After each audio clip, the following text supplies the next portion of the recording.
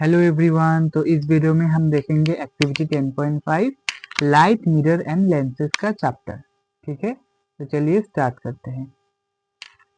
Activity 10.4 में हमने देखा था कि हमारा फर्स्ट लॉ ऑफ रिफ्लेक्शन हमने डिस्कवर कर लिया था, जो कि होता है angle of incidence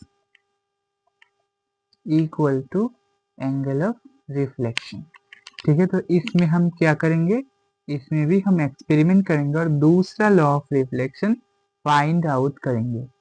use the same setup as in activity 10.4 but place a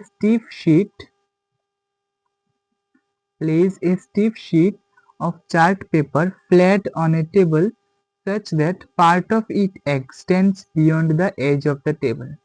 तो हमें क्या करना है, अब उसको फ्लैट करके बिठाना है। ठीक है, जैसे कि आप अपने टेक्स्ट बुक के इमेज में देख सकते हैं। Shine a beam of light on the mirror placed on the sheet and observe the reflected beam on the extended portion. तो एक्सटेंडेड पोर्शन में कैसे रिफ्लेक्टेड बीम हुआ है, हमें उसको देखना है। नेक्स्ट पैराग्राफ पढ़ते हैं। Since a beam of light on the mirror placed on the sheet and observe the reflected beam on the extended portion. Now bend the extended part of the sheet along the edge of the table. Do you still see the reflected beam of the extended portion? तो हमें क्या करना है, extended part को अब क्या करना है, फोल्ड कर देना है। ठीक है, बेंड यानी कि फोल्ड कर देना। क्या तब दिख रहा है, ऑब्जर्व करेंगे। Flatten the paper again and observe. तो बेंड करने के बाद उसको फिर से सीधा करिए और फिर से ऑब्जर्व करिए। The reflected beam disappears when the sheet is bent, just reappears when it is flattened again।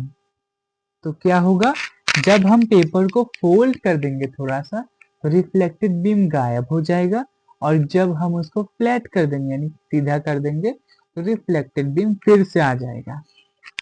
This shows that the reflected beam lies in the same plane as that of the incident beam। यानी कि ये experiment show करता है incident light और reflected light एक ही plane में exist करते हैं। अगर कोई ऊपर नीच हो गया तो हमें एक साथ वो नहीं दिखाई देंगे। Bending the sheet creates a new plane, breaking this alignment. अगर हमने शीट को बेंड कर दिया तो एक नया प्लेन को जन्म दे देता है, जिसके लिए रिफ्लेक्शन और इंसिडेंस लाइट एक साथ नहीं दिखाई देते हैं। This incident ray the normal to the mirror at the point of incidence and the reflected ray all lie in the same plane.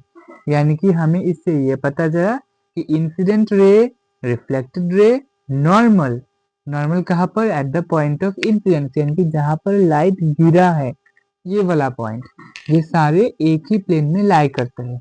This is another law of reflection. ये हमारा second law of reflection है। ठीक है, I hope आपको अच्छे से समझ में आया होगा।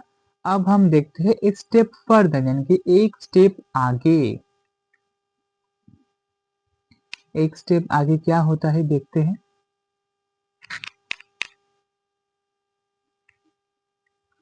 In the two cases,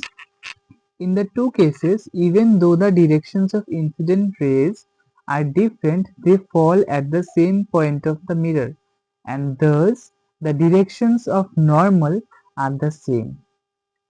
क्या हुआ है, दोनों ही केस में हमने क्या किया था, हमने इंसिडेंट रे को डिफरेंट डायरेक्शन से गिराया था, लेकिन सभी केसेस में नॉर्मल का जो डायरेक्शन है वो सेम रहता है।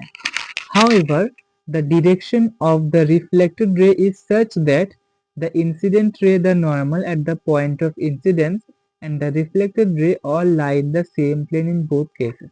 लेकिन दोनों ही केसेस में तीनों चीज यानी कि incident ray, reflected ray and normal at the point of incidence, ये सारे एक ही प्लेन में लाई करते हैं। तो ऐसा क्यों?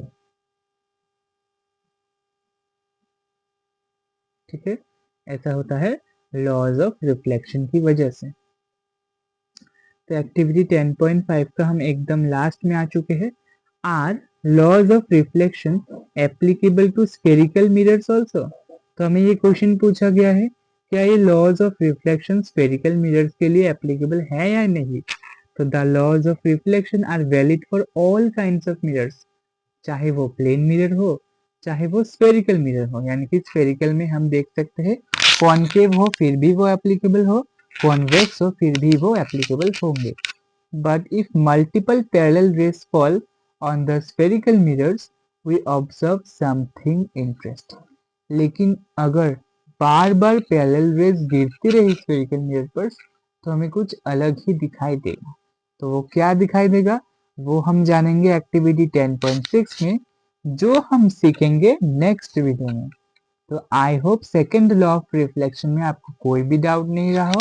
तो मिलते हैं नेक्स्ट वीडियो में, तब तक के लिए थैंक यू फॉर वॉचिंग।